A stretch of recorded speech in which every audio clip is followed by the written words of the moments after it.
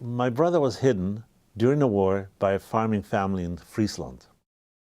And he was there for 2 or 3 years.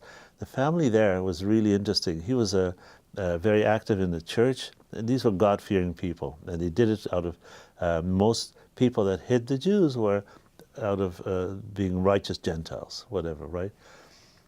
But that family was interesting because they weren't able to have kids. They ended up,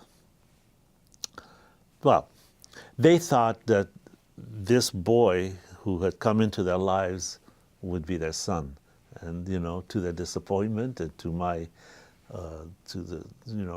my brother, my parents came back, thank God, from the war, right?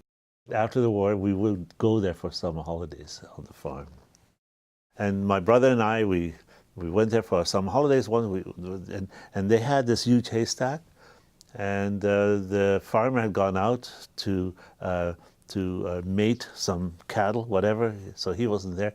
And my brother and I thought it would be a good idea if we make a little fire.